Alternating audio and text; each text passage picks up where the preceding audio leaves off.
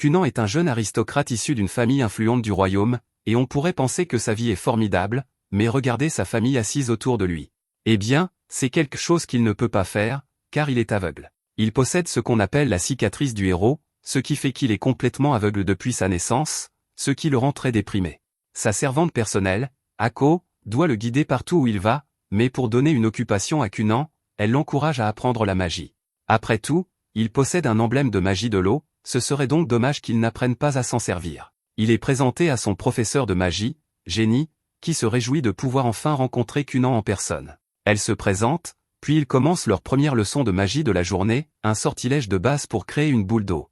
Après avoir enseigné l'incantation à Cunan, celui-ci s'essaie au sort et parvient à créer une petite boule d'eau. Jenny est impressionnée par la performance de Cunan et lui dit qu'elle voit qu'il a de grandes aptitudes, mais Cunan ne voit rien, alors il lui demande de lui expliquer ce qui vient de se passer.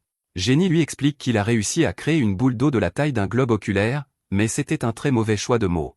Elle craint de l'avoir offensé, mais Cunan vient de réaliser que la magie peut prendre la forme d'un globe oculaire et que s'il en apprend suffisamment, il pourra peut-être se créer de nouveaux yeux. Avec l'espoir retrouvé de pouvoir un jour recouvrer la vue, Cunan devient intrigué par le monde qui l'entoure et commence à essayer d'apprendre autant qu'il le peut. L'ancêtre de Cunan, le héros de cette nation, Istor, a vaincu le seigneur démon, mais il a perdu un bras et une jambe au cours de la bataille, et depuis lors, ses descendants naissent souvent avec un membre en moins, que ce soit un bras, une jambe ou la vue. C'est fou, car imaginez être blessé si gravement que vos descendants finissent par souffrir de vos blessures avec vous. Cunan a peut-être perdu à la loterie génétique, mais il ne va pas laisser cela le freiner plus longtemps.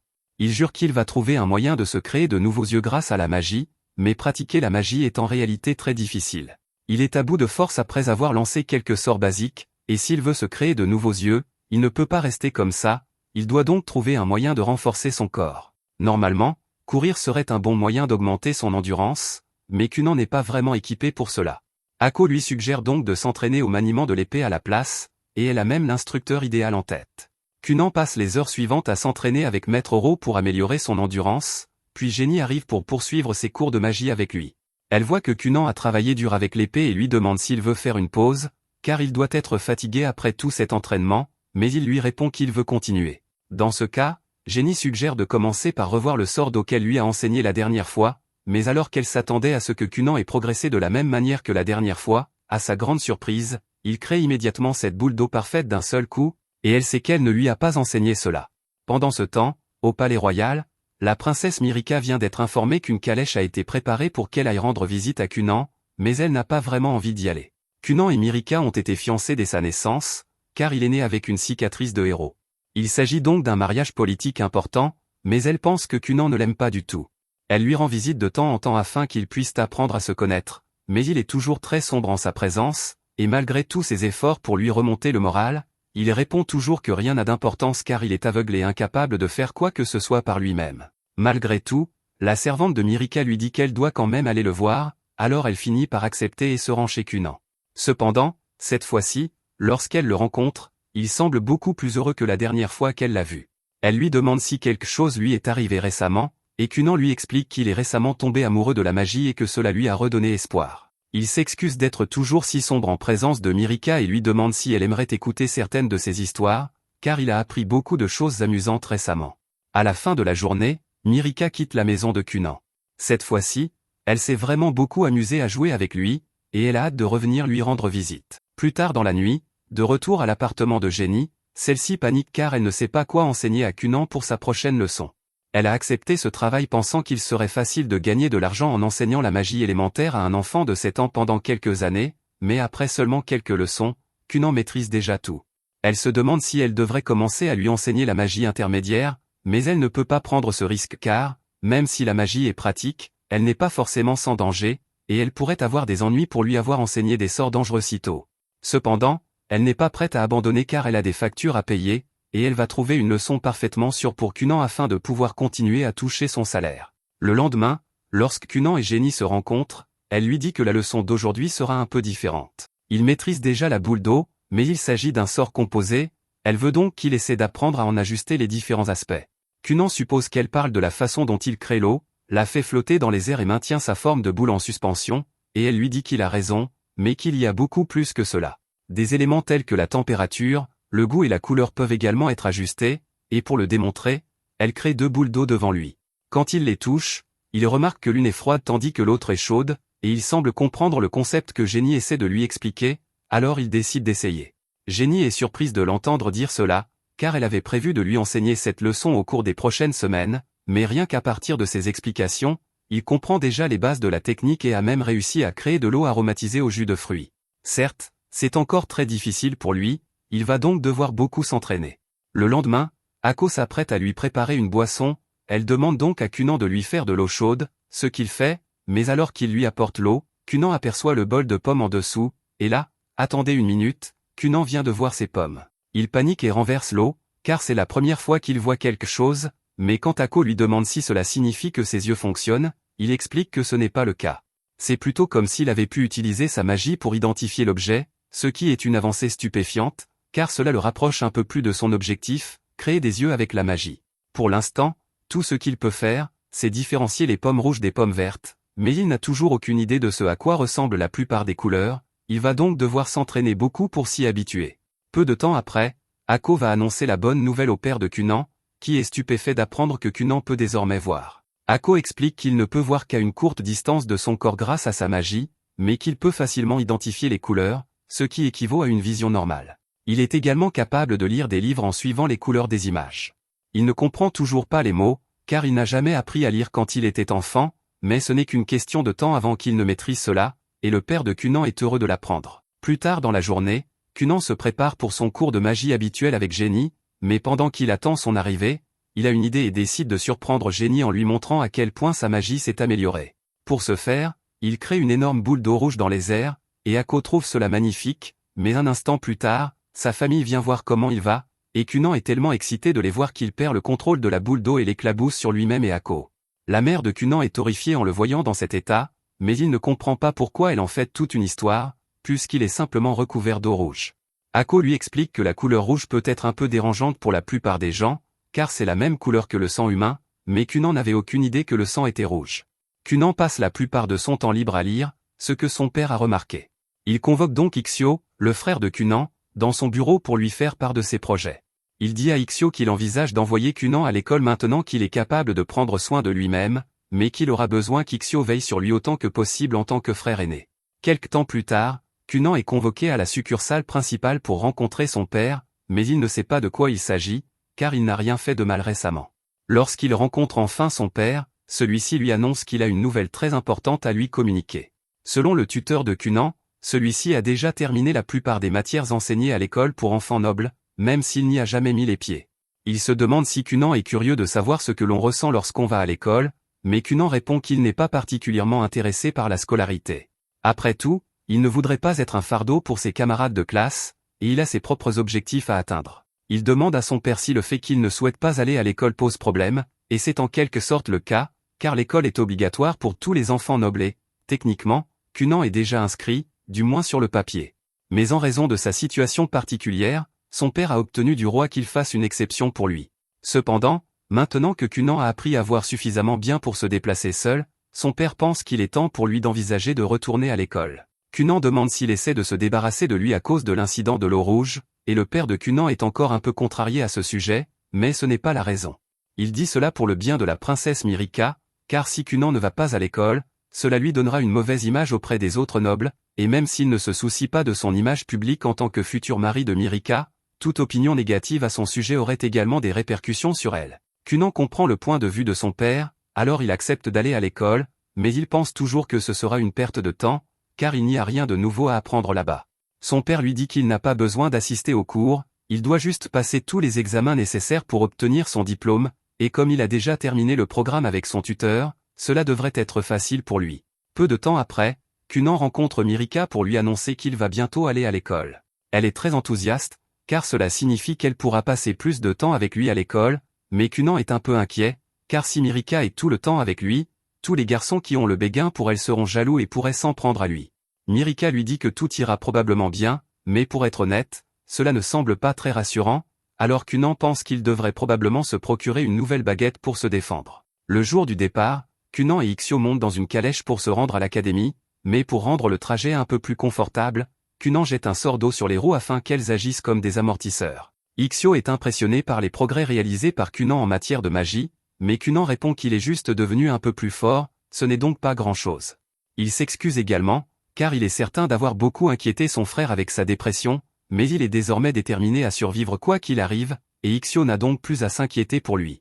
Ixio est heureux que Kunan ait changé pour le mieux, mais Kunan déclare alors qu'il fera tout pour réussir, même si cela signifie que le reste du monde doit périr, ce qui le fait basculer du côté des méchants, et Ixio recommence à s'inquiéter un peu.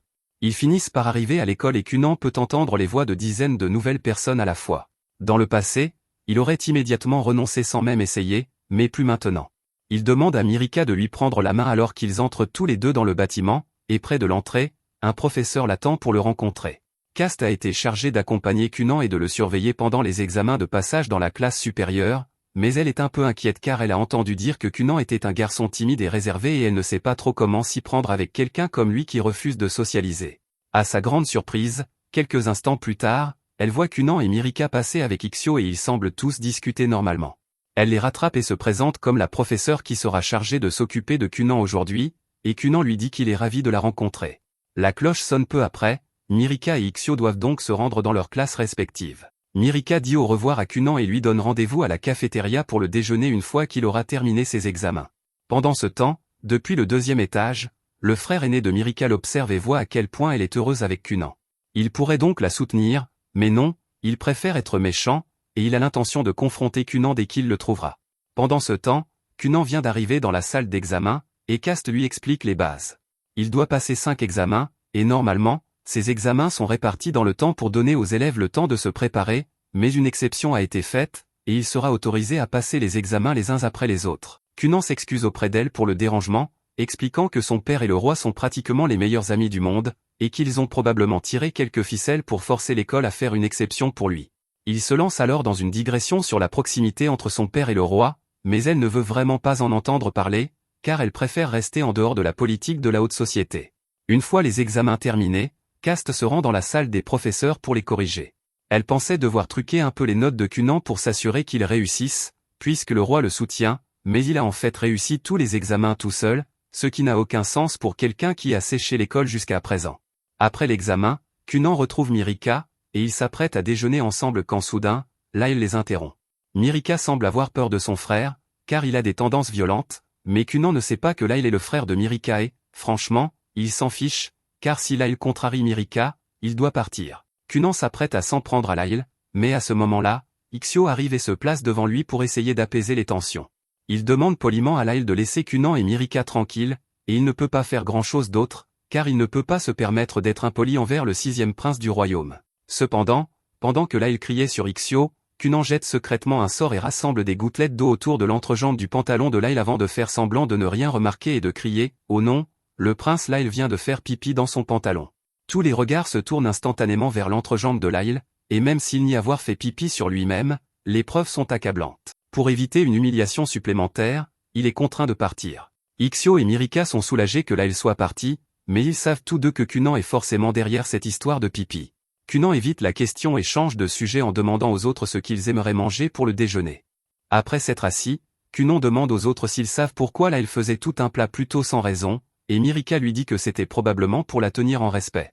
Lyle est le 6e prince, tandis qu'elle est la 9e princesse, donc elle est en dessous de lui dans la hiérarchie royale, mais puisqu'elle est fiancée à Kunan, un sorcier qui possède la cicatrice du héros, cela la place dans une position bien plus élevée en termes de statut.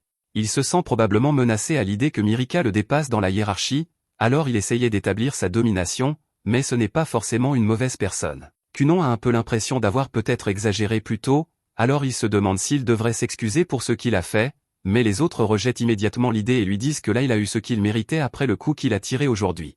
Le temps passe, et de retour à la maison, Kunan a commencé à apprendre à changer la texture de la glace pour qu'elle ressemble à d'autres choses.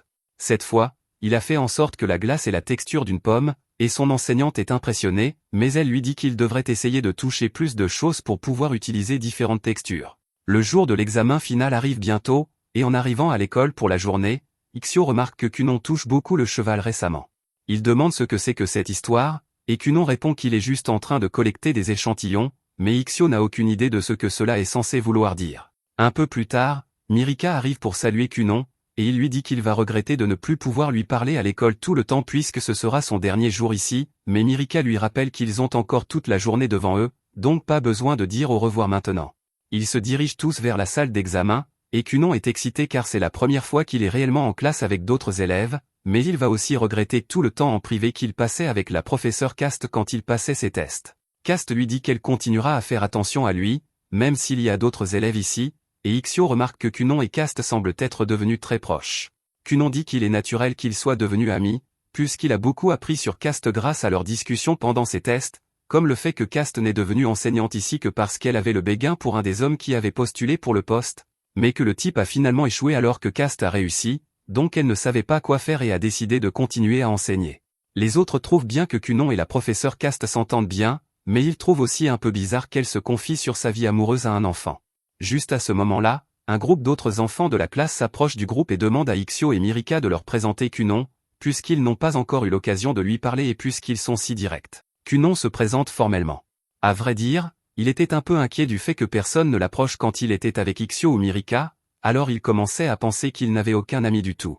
Mirika lui dit que ses amis ne gardaient leur distance que parce qu'elle leur avait dit qu'elle voulait passer du temps de qualité avec lui sans être dérangée, et Kunon est soulagé d'entendre cela parce qu'il ne saurait pas quoi faire si Mirika ou Ixio se révélaient être des solitaires complets. Cela dit, personnellement, il ne s'inquiète pas d'être seul ou de n'avoir pas d'amis, donc cela ne le dérangerait pas tant que ça. Un peu plus tard, l'examen est sur le point de commencer, mais là il est encore dans le couloir à regarder par la fenêtre en faisant le cool et mystérieux. Ses larbins lui disent que l'examen final est sur le point de commencer, et là il dit qu'il est trop important pour s'inquiéter d'une chose pareille, mais il lui rappelle alors qu'il devra redoubler s'il le rate, donc il n'a pas le choix. Pendant ce temps, de retour dans la salle de classe, Kunon est occupé à tâter un pigeon près des fenêtres quand Cast annonce que le test est sur le point de commencer, donc tout le monde devrait s'asseoir. Mirika dit à Kunon qu'elle lui a gardé une place à côté d'elle, mais avant qu'il ne puisse accepter son offre, là elle s'interpose et commence à fusiller Kunon du regard. Ixio ne peut pas intervenir, mais il se souvient avoir entendu quelques femmes de chambre royale parler de ce que là il est un raté, mais elle ne le dirait jamais en face parce qu'il est encore un membre de la famille royale. La raison pour laquelle là il fait tant de crises et est toujours si en colère est qu'il sait que, même si les gens essaient d'agir respectueusement autour de lui, ils se moquent probablement tous de lui dans son dos. Cependant, alors qu'il est en plein dans ses pensées, Kunon attrape soudainement sa main et se présente formellement. Là il panique et dit qu'il n'a pas donné la permission à Kunon de le toucher, mais Kunon lui rappelle qu'ils vont bientôt être beaux-frères, donc ils devraient apprendre à se connaître. Il commence à tâter la main de Lyle, et d'après la texture de sa peau, Kunon peut dire que Lyle doit avoir un beau visage. C'était une chose gentille à dire, mais là il reçoit rarement des compliments sincères comme celui-ci, donc il ne sait pas comment réagir et se tourne vers Mirika pour lui demander s'il y a quelque chose qui ne va pas avec Kunon. Mirika trouve toute l'histoire drôle, et tout le monde dans la classe aussi, donc il commence à rire, et au début, là il pense qu'ils se moquent tous de lui, mais Mirika explique qu'il rit parce que c'est la première fois que quelqu'un le voit être si décontenancé. Là il nie être décontenancé et dit à Kunon de lâcher sa main maintenant, mais Kunon la tient encore quelques secondes de plus et dit à Lyle que sa voix aussi semble forte. Lyle n'aimait pas Kunon au début et avait prévu d'être méchant avec lui pour affirmer sa domination, mais maintenant il ne sait pas trop comment réagir. Kat attire ensuite l'attention de tout le monde et leur dit à tous de s'asseoir parce qu'elle est sur le point de commencer le test. À la fin de la journée, le test est terminé et Cast a fini de noter les copies de tout le monde, donc elle dit qu'elle va annoncer les résultats maintenant. Elle commence à écrire au tableau, et tout le monde regarde avec impatience pour voir ses résultats, mais il s'avère qu'ils ont tous réussi, donc ils peuvent tous obtenir leur diplôme. Ensuite, Kunon et Ixio remontent dans le carrosse pour rentrer à la maison, et tout le monde lui fait au revoir de la main alors qu'il part. Kunon leur dit qu'il s'est beaucoup amusé aujourd'hui, et il dit à Cast que si elle cherche toujours un petit ami, alors elle devrait considérer Ixio puisqu'il est toujours célibataire, mais Ixio dit qu'il n'a jamais accepté cela, et Cast commence à regretter un peu d'avoir parlé à Kunon de sa vie amoureuse.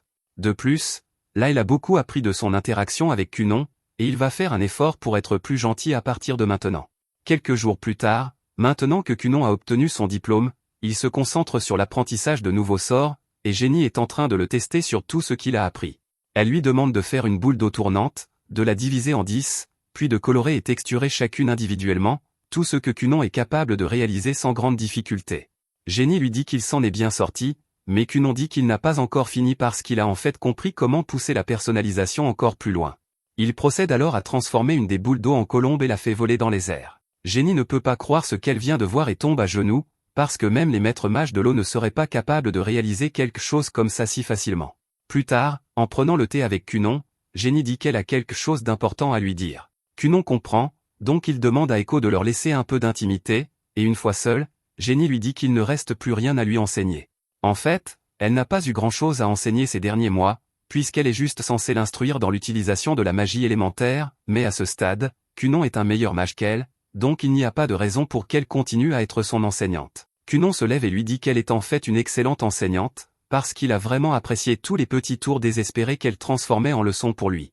Elle n'est peut-être pas au niveau des mages plus avancés, mais sa perspicacité lui a donné un nouvel espoir dans la vie, et il la valorise vraiment.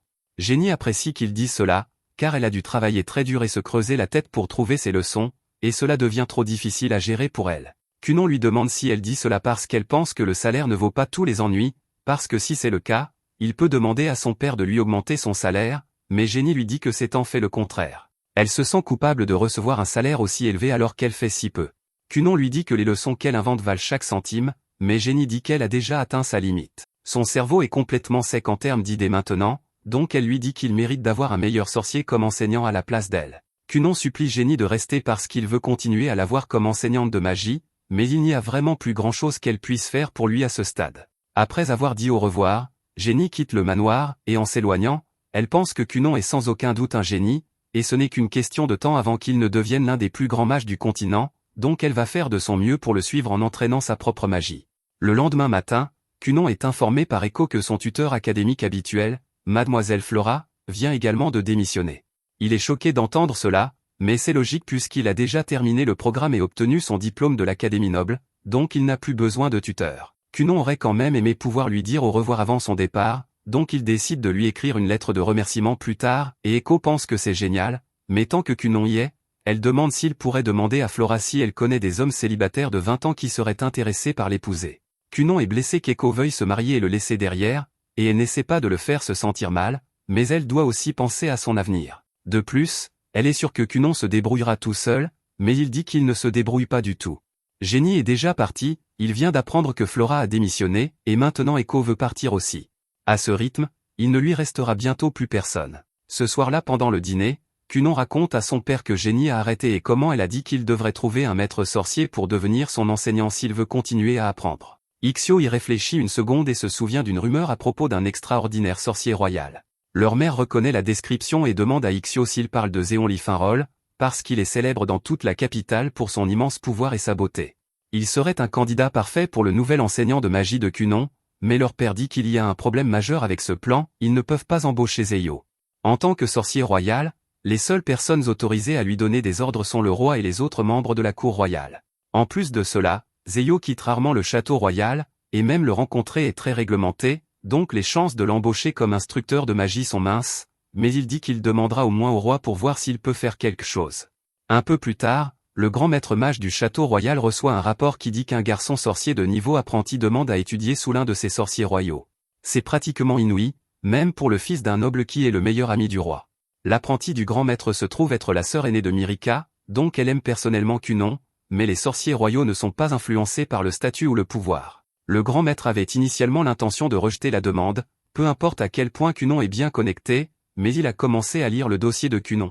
Et c'est alors qu'il a réalisé que cet enfant pourrait en fait être spécial. Quelques jours plus tard, Cunon et son père se rendent à la capitale royale car ils viennent d'obtenir l'autorisation de rencontrer le sorcier royal. Ils sont tous les deux sincèrement surpris que cela fonctionne, car presque personne n'a jamais une opportunité comme celle-ci, et si la rencontre se passe bien, alors Cunon pourrait finalement réussir à en faire son tuteur. Cunon remercie son père d'avoir tiré les ficelles pour que cela se produise, mais son père lui dit qu'il n'y a eu aucun népotisme. Les sorciers royaux se sont simplement intéressés à Cunon après avoir lu son dossier, bien qu'ils ne sachent pas pourquoi. Pour passer le temps, Cunon décide de faire un chat avec de l'eau, et on dirait que son contrôle des sorts s'est beaucoup amélioré, car il ressemblait à la texture exacte d'un vrai chat. Cependant, il n'a toujours pas trouvé comment le faire bouger naturellement ou produire des sons, mais son père l'adore absolument. À leur arrivée au château, tous deux sont accueillis par Dame Recha. Cunon fait sa salutation habituelle, mais on l'informe alors que Recha est en fait la deuxième princesse, ce qui fait d'elle la sœur aînée de Mirika, alors Cunon dit qu'il est heureux de rencontrer enfin sa future belle-sœur. Recha remarque que le père de Cunon porte un chat, et elle le trouve vraiment mignon, mais lorsqu'il le pose, Cunon annule son sort, et le chat redevient une flaque d'eau. Elle est stupéfaite qu'un enfant puisse avoir un tel niveau de maîtrise car elle n'avait pas réalisé que ce n'était pas un vrai chat, et cela signifie que Cunon est bien plus doué qu'elle ne le pensait.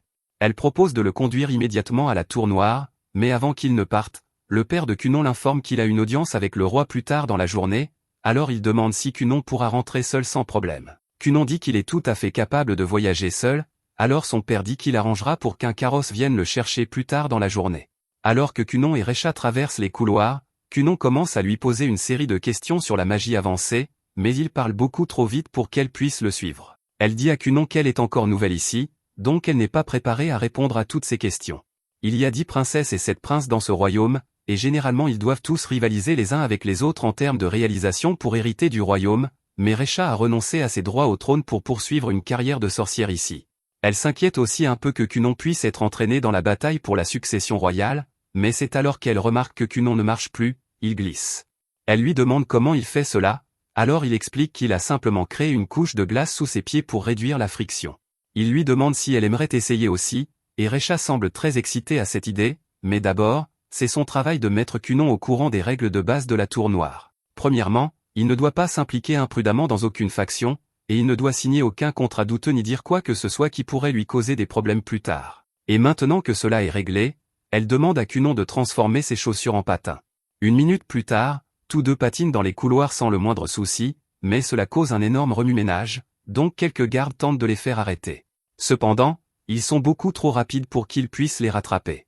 C'est alors que le capitaine des chevaliers, Dario, passe par là et remarque ce qui se passe, alors il se met à poursuivre Cunon et Recha et leur ordonne d'arrêter de patiner dans les couloirs. Cunon commence à s'inquiéter un peu qu'ils puissent avoir des ennuis, alors il demande à Recha s'il devrait s'arrêter, mais elle dit qu'elle s'amuse beaucoup trop, donc ils doivent juste aller encore plus vite pour semer Dario. Malheureusement, Dario ne manque jamais son jour d'entraînement des jambes, donc il rattrape facilement les deux et leur donne une longue réprimande dans la cour par la suite. Après cela, Cunon est finalement conduit pour rencontrer Actar, le grand mage, et dès que Cunon le rencontre, il peut dire qu'Actar est le vrai deal. Actar se souvient avoir entendu que Cunon a un crest d'eau sur son corps, et Cunon le confirme, expliquant qu'il est sur son épaule droite. Actar jette un coup d'œil et découvre que le crest de Cunon est un 2 étoiles, mais Cunon n'a jamais entendu parler de cette classification auparavant, alors il demande ce que cela est censé signifier. Actar explique qu'il existe 7 types de crestes différents, les 4 élémentaires, et ensuite il y a la lumière, les ténèbres et l'impur. Ils ont aussi des rangs, et 2 étoiles est l'un des plus communs car c'est l'avant-dernier. Recha mentionne qu'elle se trouve aussi être un 2 étoiles avec un crest devant, et si c'est le cas, alors Cunon suppose qu'Actar doit être plus haut. Actar demande ce qui l'a conduit à cette conclusion, alors il explique que la densité magique autour de lui est bien plus élevée que celle de Recha, un peu comme du fromage ordinaire comparé à du bleu premium. Actar pense que c'est une façon amusante de voir les choses, mais il n'aime pas non plus être comparé à du fromage, alors il dit à Cunon de ne plus jamais l'appeler ainsi. Cela dit, Actar informe Cunon qu'il a un crest 4 étoiles, mais avoir un nombre de crestes bas ou haut n'indique pas nécessairement la compétence magique de quelqu'un. Cela indique simplement la quantité totale d'énergie qu'il peut utiliser. Quoi qu'il en soit, maintenant que les informations ennuyeuses sont données, Actar invite Cunon à descendre dans la cour pour que le plaisir puisse officiellement commencer. En bas, un groupe de sorciers royaux se rassemble pour assister à la magie de Cunon car ils ont entendu qu'il est vraiment impressionnant. Actar dit qu'il veut que Cunon passe un petit test, et Cunon est tout à fait d'accord car s'il réussit, alors il pourrait être autorisé à avoir un sorcier royal comme tuteur. Actar appelle l'un des sorciers, Victo, et lui demande de commencer le test, et il procède à lancer quelques dizaines de boules d'eau autour de lui. Actar informe alors Cunon qu'il doit surmonter le sort de Victo avec sa propre magie, et Cunon est sans voix car c'est la première fois qu'il doit faire quelque chose comme cela. Il se souvient que Génie a expliqué que le sort de boule d'eau permet de créer de l'eau ou de contrôler de l'eau qui existe déjà, mais il n'a même jamais envisagé l'idée de prendre le contrôle de l'eau créée par un autre mage. Il décide de tenter sa chance et commence efficacement à lutter avec Victo pour le contrôle de l'eau, mais c'est beaucoup plus difficile qu'il ne l'avait anticipé. À la fin du test, Cunon n'a réussi à réclamer que 2 des boules d'eau, et au début, il est déçu de lui-même car il pense avoir mal fait, mais au contraire, on l'informe qu'il a très bien réussi.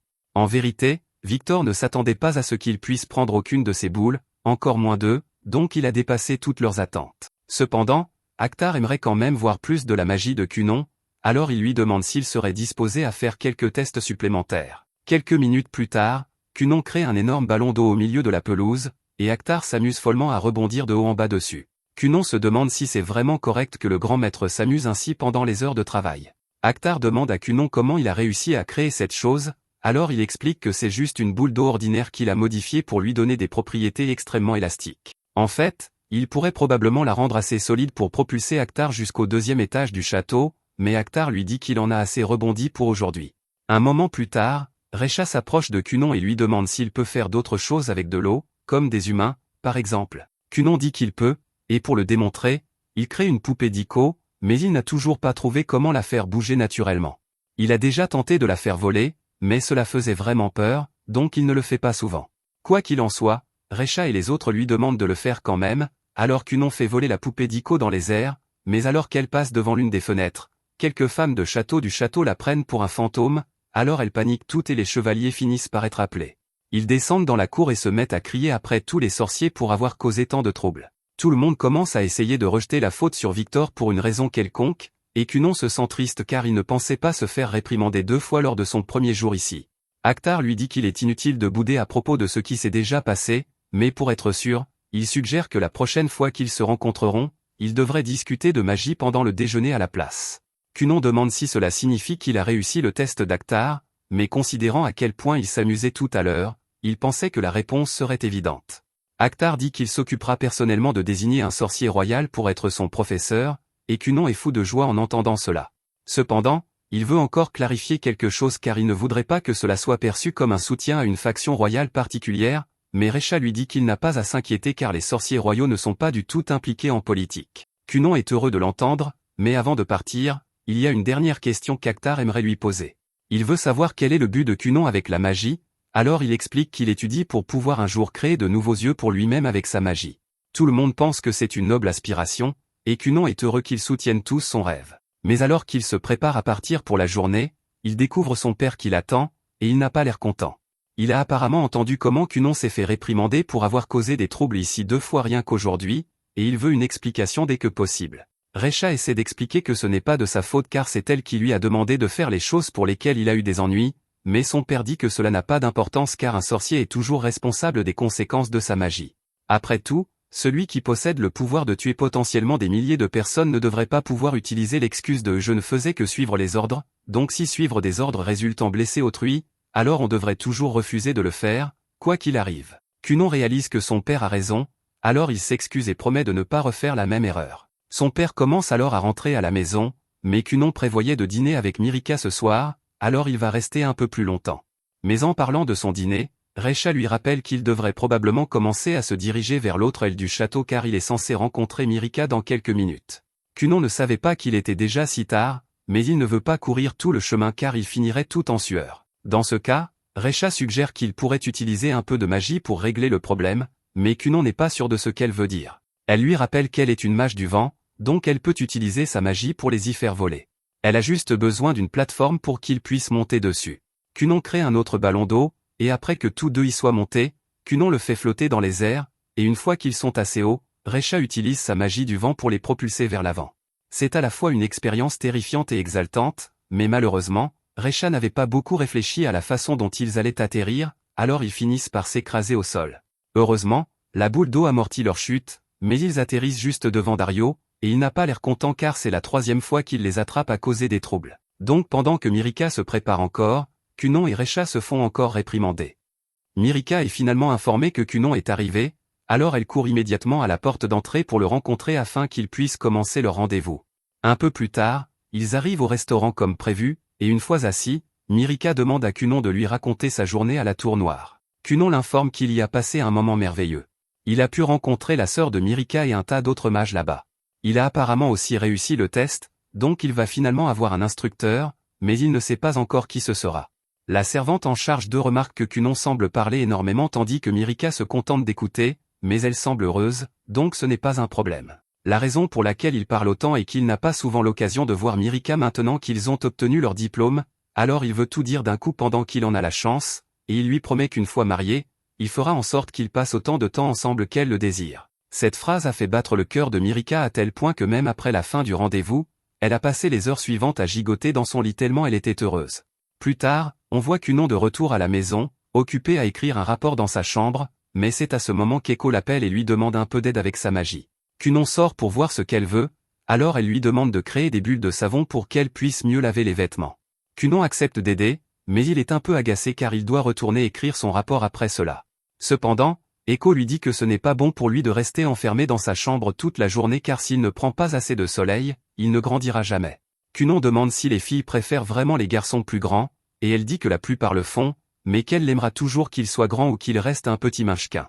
Après qu'Echo ait fini la lessive, elle et Kunon s'allongent sur l'herbe un moment, et il lui demande si des lettres sont arrivées pour lui aujourd'hui, mais pour autant qu'elle sache, il n'y a eu aucune lettre à son nom récemment.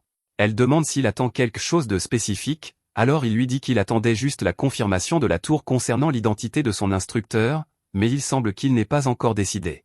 Techniquement, ils ont déjà décidé, mais la plupart des autres mages ont trop peur pour aller appeler le type en question. Un des mages finit par se rendre dans la chambre de Zéon pour lui dire que le grand mage a une tâche pour lui, mais il est accueilli par une montagne de papier en désordre, et quand Zéon se lève enfin, il menace le gars pour avoir perturbé son précieux temps de sommeil. Zéon demande ce qu'il fait là, alors le gars l'informe que le grand maître souhaite lui parler, et cela capte son attention. Quelques jours plus tard, Kunon reçoit une lettre l'informant qu'un professeur lui a finalement été assigné, et Echo est vraiment heureuse pour lui, mais quand elle entend que le professeur de Kunon sera Zéon, le mage légendaire connu dans tout le royaume, elle a du mal à le croire. Toutes les femmes du royaume vendraient pratiquement leur âme pour avoir une chance de le rencontrer, et puisqu'il sera le professeur de Kunon, cela signifie qu'elle aura des tonnes d'occasions de lui parler. Plus tard, on voit Reisha et Mirika ensemble dans le château royal, et elles sont en route pour rencontrer Zéon car selon les règles, un sorcier royal doit encore recevoir un ordre direct d'un membre de la famille royale pour pouvoir sortir, alors elle prévoit d'ordonner à Zéon de garder Mirika. Cela lui donne aussi une bonne excuse pour rendre visite à Kunon, mais Reisha est encore un peu amère que Zéon ait été choisi car elle voulait être le professeur de Kunon à sa place. En chemin, Mirika tombe sur deux autres de ses sœurs aînées, Evril et Lidelia, et si Mirika peut avoir une bonne relation avec Reisha, ce n'est pas le cas avec ces deux-là. Elle commence à parler du talent et de l'incroyable Kunon, et qu'en comparaison, Mirika est une ratée ordinaire qui profite juste de sa gloire, mais Reisha les coupe et leur dit de dégager si elles n'ont rien d'important à dire. Les deux sont furieuses, mais elles savent qu'elles ne peuvent pas tenir tête à Reisha, alors elles s'enfuient. Plus tard dans la journée, Kunon est dans son jardin avec Echo, attendant l'arrivée de Zéon et Mirika, et une fois que la calèche s'arrête, il se lève pour saluer Zéon. Cependant, à sa surprise, Mirika est la première à sortir de la calèche. Il ne s'attendait pas à ce qu'elle vienne aujourd'hui, mais il est heureux tout de même car c'est toujours un plaisir de la voir. Cependant, alors qu'il discute avec Mirika, Zéon descend de la calèche et Kunon devient silencieux dès l'instant où Zéon entre dans son rayon de détection. Quant à Echo, elle est en extase intérieure à la vue de Zéon, mais elle ne veut pas se ridiculiser, alors elle fait de son mieux pour garder un visage impassible. L'énergie magique que Kunon ressent venant de Zéon est incroyablement dense, et il peut immédiatement dire que Zéon est bien meilleur que tous les autres sorciers royaux qu'il a rencontrés l'autre jour. Mirika remarque que Kunon est soudainement devenu très silencieux, alors elle demande si quelque chose ne va pas, mais il dit que ce n'est rien. Il se présente à Zéon, mais Zéon fait clairement comprendre qu'il ne veut pas vraiment être là. La seule raison pour laquelle il a accepté de venir est que le grand maître lui a dit qu'il y avait un jeune mage intéressant ici, mais il doute que Kunon puisse être à la hauteur de ses attentes. Dario prend alors la parole et se présente formellement à tout le monde comme le chevalier envoyé pour protéger Mirika et Zéon pendant ce voyage. Kunon dit que c'est agréable de revoir Dario, ce qui surprend Mirika car elle ignorait que Kunon et Dario s'étaient déjà rencontrés, alors Kunon explique que Dario est le chevalier qui les a réprimandés, lui et Reisha, 3 fois la dernière fois qu'ils ont visité la capitale, mais qu'il ne faisait que son travail. Quoi qu'il en soit, quelques minutes plus tard, Kunon, Zéon et Mirika sont tous assis ensemble à une table dans le jardin, et au début, Kunon ignorait complètement Zéon car il était préoccupé à parler à Mirika, mais Zéon se lasse rapidement de regarder les deux flirter, alors il frappe du poing sur la table et dit à Kunon qu'il veut parler magie maintenant. Il essaie de faire comprendre à Kunon à quel point ses connaissances en magie sont insignifiantes en lui posant des questions bien au-delà de ses capacités, mais Kunon semble prêt à tout. Zéon demande à Kunon s'il connaît les sorts composés, alors Kunon déclare que ce sont essentiellement des sorts créés en divisant et en réarrangeant le cercle magique d'un sort original pour obtenir de nouveaux effets. Zéon demande à Kunon en combien de sections il peut diviser un sort actuellement, et il s'attendait à ce que Kunon dise quelque chose comme 5 ou 10, mais à sa surprise, Kunon révèle qu'il peut en fait gérer 31 sections différentes à la fois. Il peut parfois aller jusqu'à 32, mais son taux de succès à ce niveau est inconstant pour le moment. Zéon est sincèrement surpris d'entendre que Kunon est capable d'une magie aussi complexe, et il commence à comprendre pourquoi le grand maître était si intéressé par ce garçon, mais il est quand même meilleur. Il annonce fièrement qu'il peut aller jusqu'à 50 sections, et Kunon est stupéfait car il n'a aucune idée de comment Zéon a réussi ça. Mais avant d'aller plus loin, Zéon demande à Kunon comment il a réussi à surmonter l'obstacle des 20 sections puisque la plupart des mages restent bloqués là.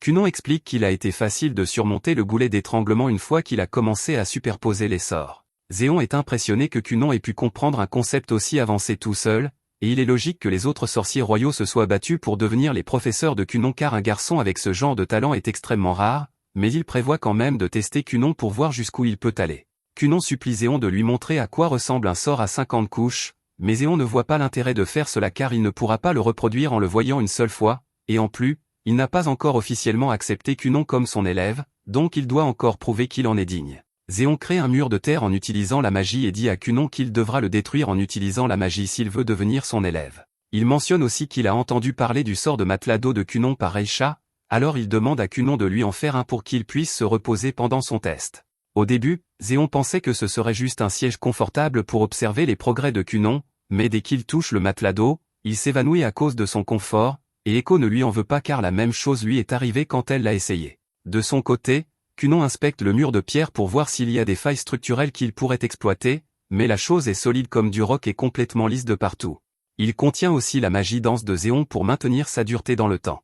Il peut dire que le sort utilisé pour créer le mur contient plus de 40 sections, et il ne sait toujours pas comment Zéon parvient à utiliser autant de sections à la fois, mais cela ne fait aucune différence dans ce cas car il connaît déjà le moyen parfait pour détruire le mur. Cela dit, il préférerait le faire avec Zéon en train de regarder, alors il se rassoit pour continuer à parler à Mirika jusqu'à ce que Zéon se réveille. 2 heures plus tard, Zéon se lève enfin de sa sieste et, voyant le mur toujours intact, il demande à Cunon s'il a renoncé à essayer de le détruire. Cependant, Cunon lui dit que ce n'est pas le cas, il n'a tout simplement pas encore commencé. Il demande si Zéon est prêt à ce qu'il commence à détruire le mur, et Zéon lui dit de commencer, alors Cunon lance le sort de bulle qu'il a utilisé récemment. Zéon est impressionné car il comprend ce que Cunon essaie de faire, alors il demande à Cunon comment il a réussi à trouver cette solution. Il explique que bien que ce soit un mur de terre très solide, en fin de compte, il est toujours fait de terre, alors il a pensé que s'il le recouvrait de suffisamment d'eau, il finirait par être saturé et se désagréger tout seul.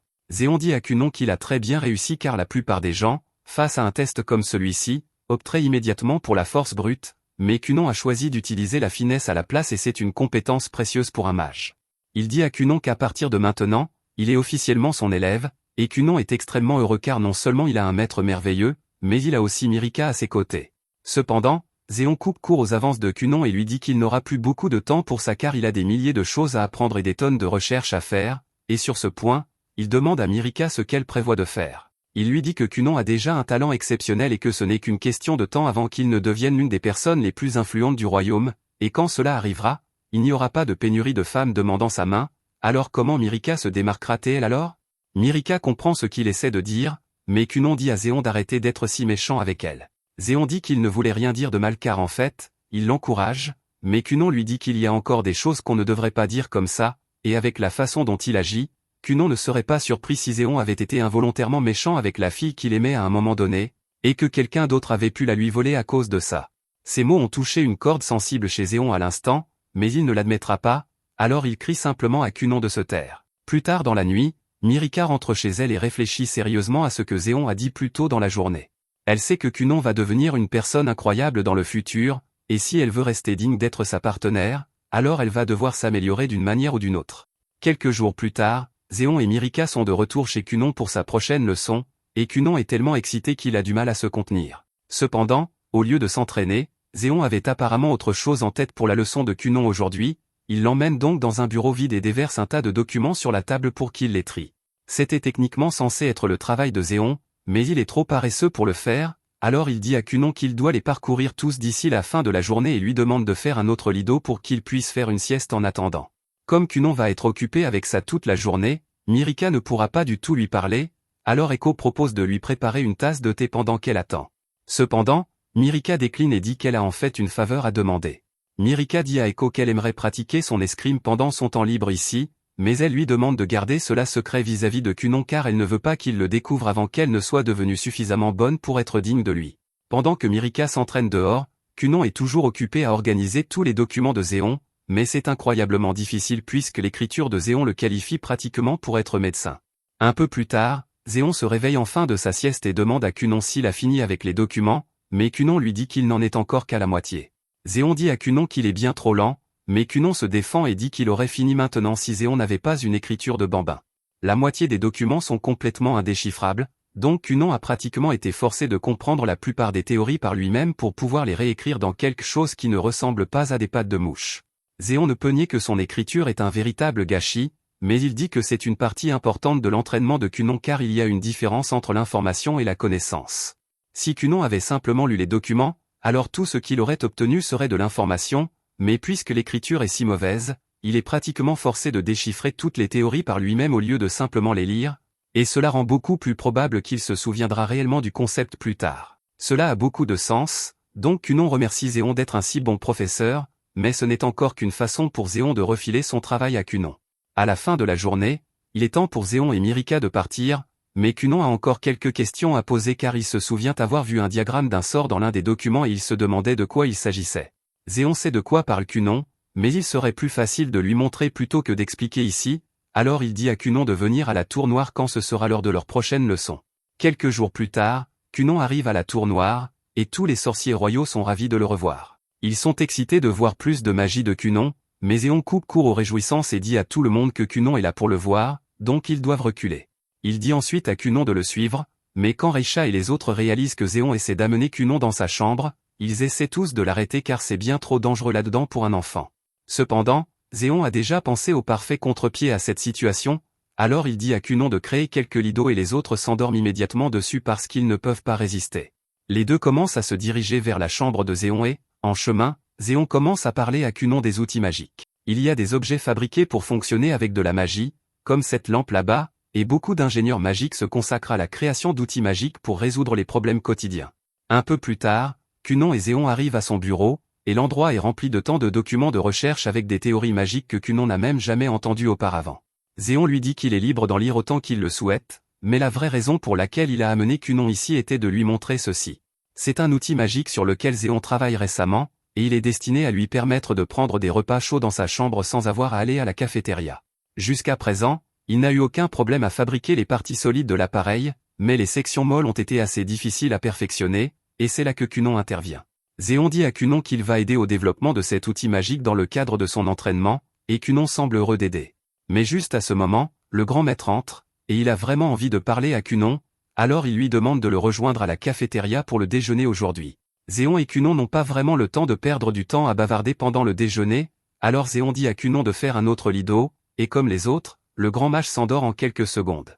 Maintenant qu'il a été pris en charge, Cunon et Zéon reviennent à parler de l'appareil magique, et Zéon dit qu'il s'occupera du cadre externe de l'appareil avec de la magie de la Terre, mais les petits mécanismes internes seront du ressort de Cunon. Un peu plus tard, après que tout le monde se soit réveillé de sa sieste, ils se rendent tous à la cafétéria pour déjeuner, et ils sont tous encore très excités de parler à Cunon. Il ne cesse de lui dire qu'il a le droit de changer de professeur s'il le souhaite, mais Cunon dit qu'il est heureux de travailler sous les ordres de Zéon, et l'entendre dire ça rend tous les autres sorciers jaloux. Cunon ne cesse de faire l'éloge de Zéon pour être un si bon professeur, et c'est agréable d'être apprécié, mais Zéon lui dit d'arrêter parce qu'à ce rythme, il va se faire agresser par les autres sur un parking. Cunon change de sujet et demande à Reisha où est Mirika car il aimerait prendre le thé avec elle avant de partir pour la journée. Reisha l'informe qu'elle est actuellement à la cérémonie d'ouverture de l'école supérieure pour nobles aujourd'hui, donc elle ne pourra pas le voir. Cunon savait que Mirika poursuivait des études supérieures, mais il ne savait pas que cela avait déjà commencé. Le grand maître demande à Cunon ce qu'il compte faire maintenant, et il n'aime pas vraiment l'idée d'être coincé dans une salle de classe toute la journée, mais si c'est nécessaire pour qu'il obtienne son diplôme, alors il va simplement passer l'examen de fin d'études comme la dernière fois. Le grand maître lui demande s'il est sûr de ne pas vouloir aller à l'école car, avec son talent, l'académie de magie lui conviendrait parfaitement. Cunon n'avait jamais entendu parler de l'école de magie avant cela, alors le grand maître a expliqué qu'il s'agit de l'institution que tous les sorciers royaux, et même les sorciers du monde entier, fréquentent pour apprendre tout ce qu'il y a à savoir sur la magie.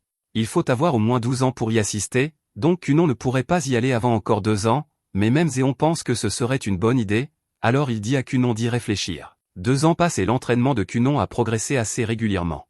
Il peut même lancer des sorts à 55 sections qui sont à la hauteur des sorts de Zéon maintenant, donc on peut dire qu'il est devenu un mage décemment puissant.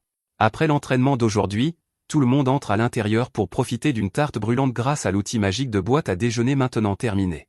Il fonctionne comme prévu, et il est déjà très populaire dans tout le royaume, mais Cunon est un peu énervé que Zéon ait pris toutes les royalties pour l'invention, même s'il a fait la moitié du travail. Au total, Cunon et Zéon ont collaboré sur 8 outils magiques et 5 articles de théorie magique jusqu'à présent, et Cunon est toujours impatient d'en travailler davantage, mais tout d'un coup, Zéon dit qu'il s'occupera du reste du travail par lui-même. Cunon lui rappelle qu'ils doivent encore travailler sur ce dispositif magique de piégeage d'insectes parce qu'il n'est pas terminé, mais Zéon lui dit encore une fois qu'il peut s'en charger tout seul, et Cunon commence à avoir l'impression que Zéon essaie de se débarrasser de lui. Zéon rappelle à Cunon que son anniversaire approche et que cela signifie qu'il va avoir 12 ans, ce qui veut dire qu'il peut officiellement rejoindre l'école de magie, donc il devrait se concentrer sur cela à la place. Cunon dit à Zéon qu'il ne veut pas y aller parce qu'après tout, il peut continuer à apprendre de Zéon, mais Zéon lui dit qu'il ne peut pas faire ça. Cunon est un mage de l'eau tandis que Zéon est un mage de la terre, donc il y a beaucoup de choses qu'il ne pourra jamais enseigner à Cunon, peu importe son habileté. Cependant, si Cunon allait à l'école de magie, il y a une chance qu'il rencontre un mage de l'eau exceptionnel. Car si Zéon est peut-être le meilleur mage du royaume d'Elia, il y a encore beaucoup de mages en dehors du royaume qui pourraient être meilleurs que lui. Cunon sait que Zéon a raison, mais il hésite encore à quitter son maître et sa maison pour fréquenter l'école de magie. Cependant, Myrika lui attrape soudain la main et lui dit qu'elle pense qu'il devrait y aller. Elle veut qu'il devienne le meilleur possible, et elle l'assure que d'ici son retour, elle sera devenue une femme digne de se tenir à ses côtés. Cunon est touché par la sincérité de Myrika, alors il accepte d'aller à l'école de magie et demande où elle est située, mais il découvre alors qu'elle est vraiment loin et maintenant il ne veut plus y aller. Il est finalement persuadé d'accepter à nouveau, mais comme l'école est si loin, il ne pourra pas rentrer chez lui pendant un certain temps, alors il demande ce qu'il va devoir faire pour se préparer à l'école de magie.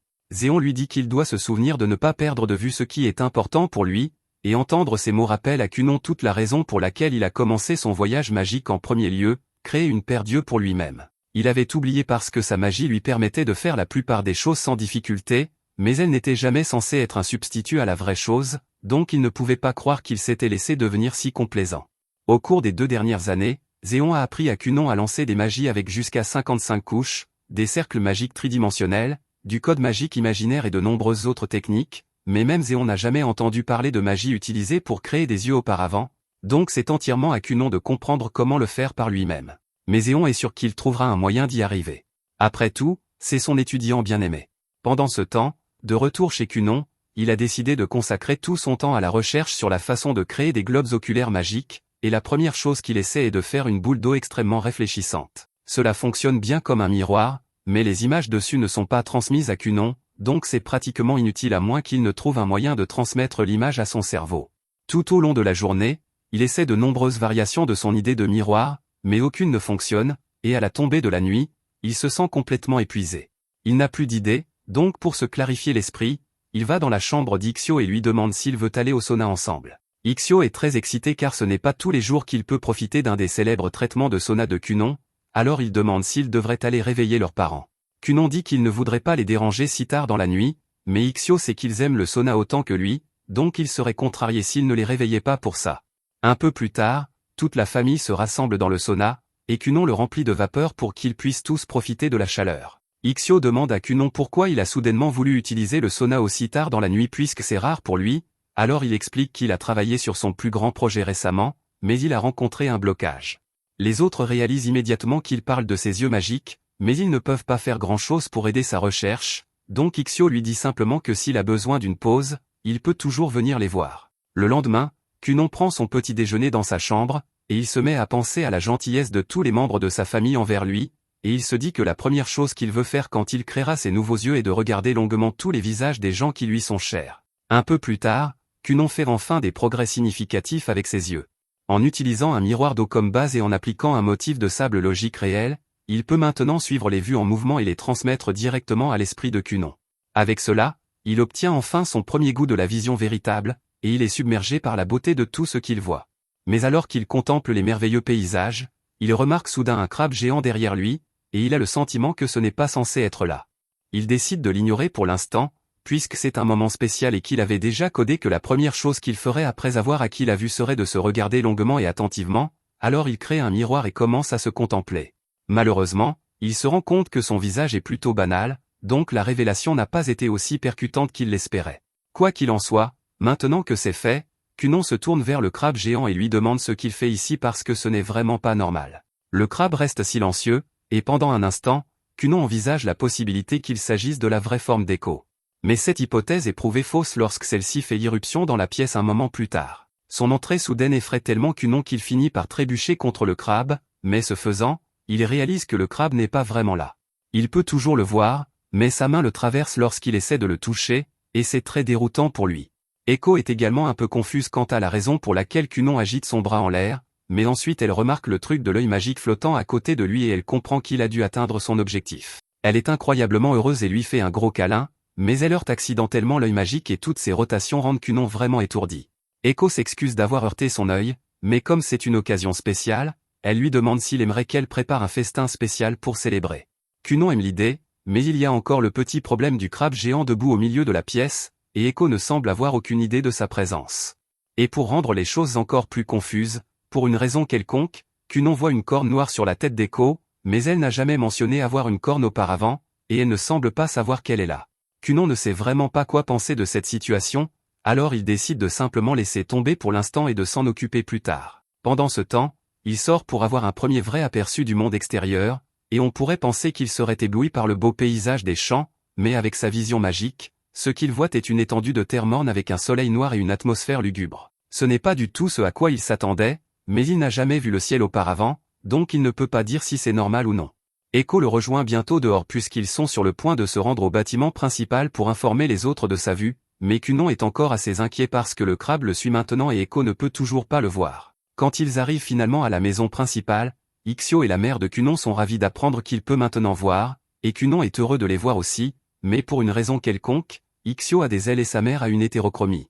Ils ont tous les deux l'air vraiment cool aux yeux de Kunon, mais tout comme avec la corne d'Echo, il est le seul à pouvoir le voir, et il ne sait toujours pas pourquoi.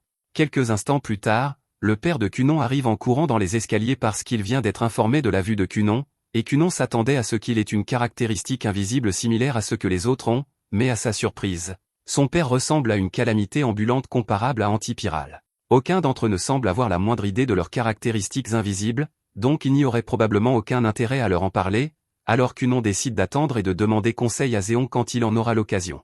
La nouvelle de l'exploit de Kunon atteint bientôt le château royal. Zéon est informé qu'il est autorisé à quitter le château pour rendre visite même s'il n'est plus l'instructeur de Kunon, puisque c'est une occasion spéciale. Plus tard dans la journée, le carrosse du château arrive et Mirika est la première à sortir et à saluer Kunon.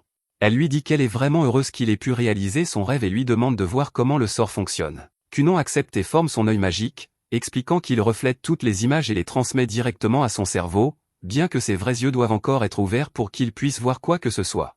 Sur ce, Mirika remarque que les yeux de Kunon ont été fermés tout ce temps, alors elle lui demande de la regarder, mais Kunon est un peu nerveux parce qu'il ne sait pas à quoi va ressembler Mirika. Il ouvre lentement les yeux et regarde dans la direction de Mirika, et heureusement, elle a l'air parfaitement normale et aussi belle que Kunon l'avait imaginé, bien qu'elle ait une plume qui dépasse de sa tête, mais c'est quelque chose que Kunon peut simplement ignorer. Dario arrive bientôt aussi pour féliciter Kunon de ses réalisations, et aux yeux de Kunon, il a l'air d'avoir une sorte d'épée légendaire sur le dos, mais ce n'est rien comparé à ce que Kunon voit quand Zéon arrive enfin parce qu'il ressemble carrément à un être de pure lumière. Il a du mal à regarder directement Zéon parce qu'il est trop brillant, et au début, Zéon pense que Kunon plaisante, mais Kunon lui dit qu'il ressemble vraiment à un téléphone à luminosité maximale au milieu de la nuit. Kunon demande à Zéon de le rejoindre à l'intérieur parce qu'il a quelque chose qu'il veut discuter en privé, et Zéon accepte, alors il suit Kunon à l'intérieur. Pendant ce temps, Mirika se rend dans le jardin pour continuer son entraînement avec Dario comme d'habitude. À l'intérieur, Kunon informe Zéon de tout ce qui s'est passé depuis qu'il a acquis la vision, y compris le crabe géant qui le suit partout où il va et les caractéristiques aléatoires qu'il ne cesse de repérer sur les gens. Zéon trouve toute cette histoire hilarante puisqu'il n'a jamais rien entendu de tel auparavant, mais Kunon ne trouve pas ça drôle parce que quand il finira par épouser Mirika et emménager avec elle, il ne voudra pas avoir à gérer un crabe géant qui surveille tout ce qu'il fait. Sérieusement, Zéon croit que Kunon dit la vérité parce que les descriptions qu'il donne semblent un peu trop vives pour qu'il les ait inventées. Il est aussi flatté par le fait que Kunon le voit comme un être de lumière et en est fier, même s'il ne sait pas ce que cela signifie. Il y a deux possibilités auxquelles il peut penser pour la situation actuelle de Kunon, et l'une est que l'œil magique de Kunon pourrait lui permettre de voir la forme des âmes des gens, c'est pourquoi il voit des caractéristiques cachées que personne d'autre ne peut voir. Kunon accepte que c'est possible, mais si c'est le cas, alors cela voudrait dire que son âme est un crabe géant, et il ne veut pas accepter cela. Zéon suggère aussi que cela pourrait être des hallucinations provoquées par une intense maladie magique, mais Kunon n'a jamais entendu parler de la maladie magique auparavant, donc il ne sait pas ce que cela signifie. Zéon explique que dans ce monde, il y a divers endroits qui sont denses en énergie magique, et il traversait une telle zone quand il a soudainement été pris d'un étourdissement. C'était comme s'il avait descendu 20 shots de vodka d'un coup, et il a commencé à voir des dizaines de créatures immatérielles se déplaçant dans la zone sans forme physique. Cela ressemble vraiment à ce que Cunon vit, mais il n'y a aucun moyen d'en être sûr puisque ni l'un ni l'autre n'a beaucoup d'informations sur ce qu'est ce phénomène. Zéon lui dit qu'ils pourront en apprendre davantage à mesure que Cunon regardera de plus en plus de choses, mais jusque-là, ils doivent continuer à travailler sur des théories pour trouver un schéma. Cunon lui demande s'il est possible qu'il ait simplement raté l'œil magique quand il l'a créé, c'est pourquoi il voit tous ces trucs bizarres, mais Zéon lui dit que ce n'est pas possible parce que tout ce que quelqu'un d'aussi brillant que Cunon fait est destiné à fonctionner. Il y a beaucoup de créatures dans la nature qui ne peuvent pas voir les couleurs, certaines avec des dizaines d'yeux et d'autres sans yeux du tout. Il n'y a pas de manière universellement correcte de voir, donc c'est parfaitement bien pour Cunon d'avoir sa propre façon de voir le monde, et en plus, les choses qu'il voit pourraient avoir une signification qu'ils n'ont pas encore comprise. Mais en attendant, il ne devrait probablement pas parler à qui que ce soit des choses étranges qu'il voit puisque ce serait une mauvaise idée d'attirer l'attention dessus avant d'avoir compris comment ça marche. Cunon est d'accord avec Zéon, et il est content d'avoir choisi de lui demander conseil avant de faire quoi que ce soit d'autre, mais le regarder directement lui fait encore mal aux yeux, donc il est difficile de rester concentré. Tard dans la soirée, Mirika a fini son entraînement, mais Cunon parle encore avec Zéon à l'intérieur et elle ne peut pas partir sans Zéon, donc elle doit attendre ici avec Echo.